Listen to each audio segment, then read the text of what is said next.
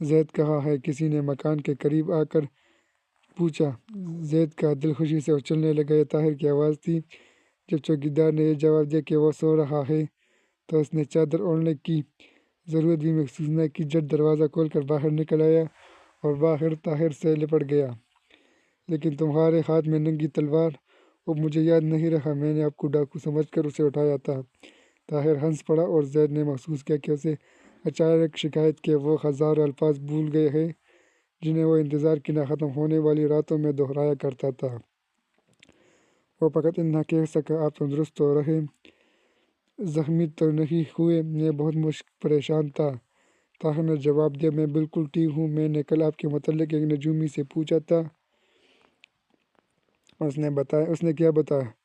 اب اگر وہ مجھے مل جائے تو اس کی کتابیں چھین کر دریا میں پھینک دوں؟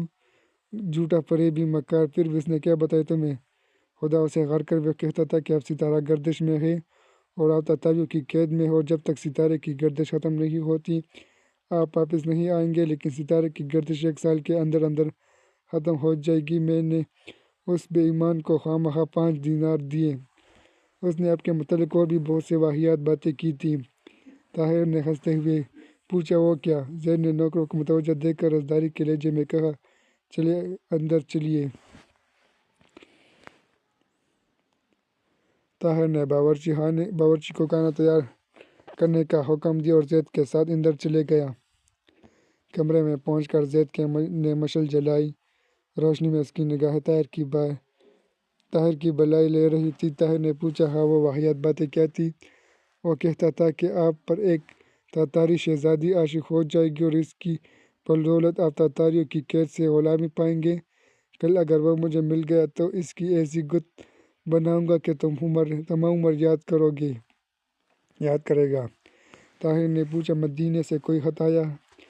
احمد بن حسن یہاں خود آئے تھے اور 2 ہفتے رہ کر چلے گئے۔ وہ کہتے تھے کہ آپ بغداد پہنچتے ہی اپنا حال لکھیں۔ طاہر نے اپنے دوستوں کے متعلق پوچھا۔ زید نے جواب دیا، مبارک قریباً ہر روز آ کر پوچھ جاتا ہے۔ عزیز اور عبدالملک دوسرے تیسرے دن آ کر پوچھ جاتے ہیں، باقی کبھی کبھی آتے ہیں۔ ہاں، ایک بڑھیا بھی یہاں کئی بار آئی اور وہ بھی آپ کے متعلق پوچھا کرتی ہے۔ وہ کون ہو سکتی ہے؟ مجھے معلوم نہیں، میں نے ایک دن اس کا پیچھا کیا، وہ دریا کا پل عبور کرنے کے بعد وزیراعظم کے محل میں داخل ہو گئی تھی۔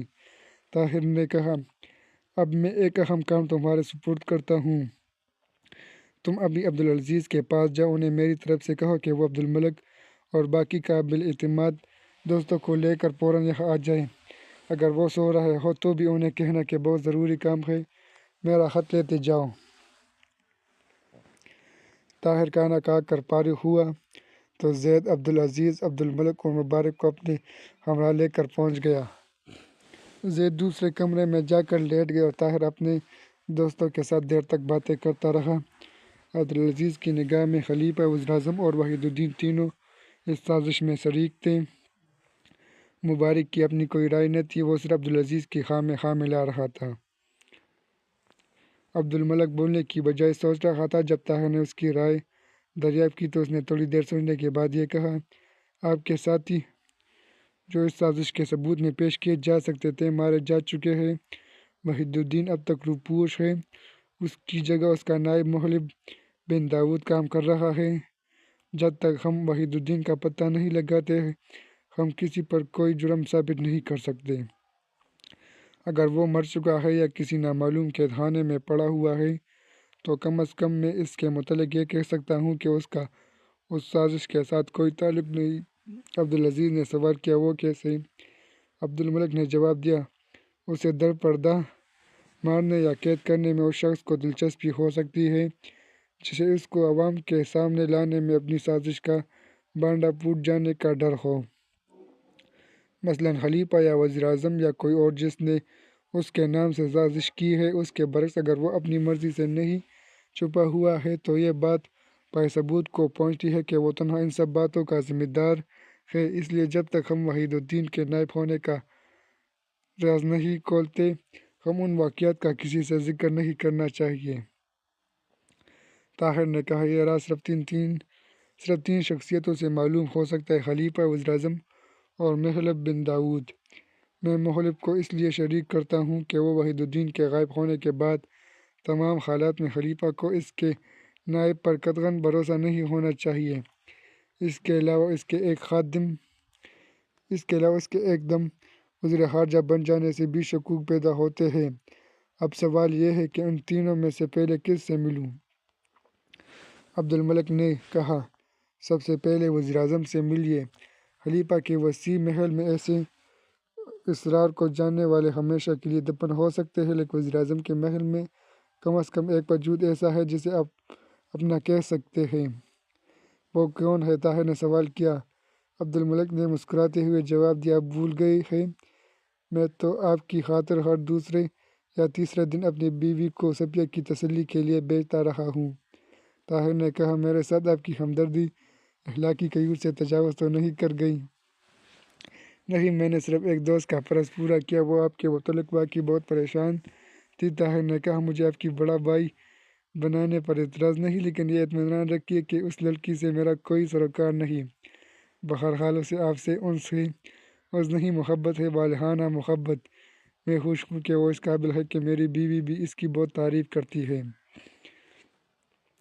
چاروں دوست پھر اس موضوع پر لوٹ آئے اور دیر تک بحث کرنے کے بعد یہ فیصلہ ہوا کہ طاہر سب سے پہلے وزیر اعظم سے ملے۔ عبدالعزیز وہیں سو گیا اور عبد الملک اور مبارک اپنی اپنی قیامگاہ کی طرف چل دیے۔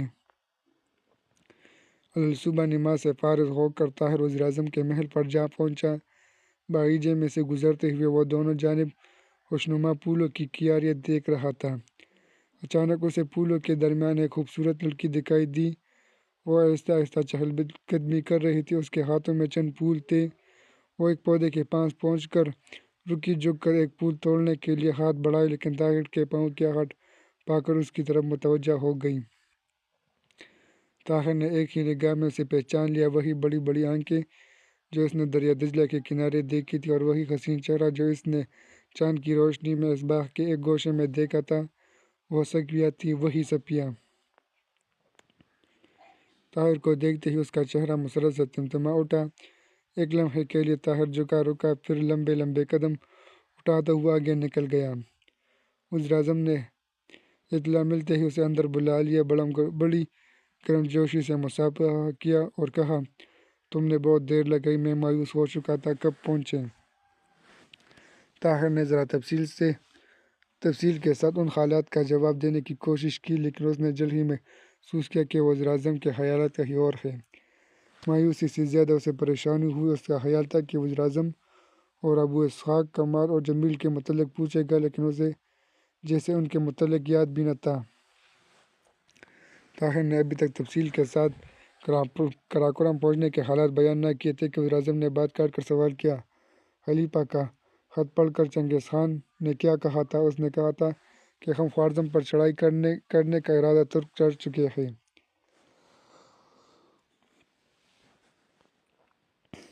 جھوٹا فریبی، اس نے ہونٹ کاٹتے ہوئے کہا۔ طاہر نے سوچ کر کہا، لیکن چنگیز خان کی باتوں سے معلوم ہوتا تھا کہ اسے خلیفہ کے غیر جانبدار ہونے کے متعلق اطمینان ہو چکا ہے۔ شاید قراقرم میں ایسے لوگ موجود ہیں جو چنگیز خان کو تسلی دے رہے ہیں کہ خوارزم شاہ کے متعلق خلیفہ کا ظاہر باطن ایک نہیں۔ یہ تو ہر احمد کو علم ہے اور میں چنگیز خان کو احمد نہیں سمجھتا۔ بہرحال مجھے اس بات کا افسوس ہے کہ تمہیں وہاں بھیجا گیا۔ اب دنیا کو یہ کہنے کا موقع مل جائے گا کہ ہم نے درپردہ چنگیز خان کی حوصلہ افزائی کی ہے۔ سپہ سالار کے مستعفی ہو جانے سے اس قسم کے شکوک اور بڑھ جائیں گے۔ سپہ سالار مستعفی ہو گئے؟ وزیر اعظم اس سوال پر چونکا۔ ابھی یہ خبر کسی پر ظاہر نہ کرنا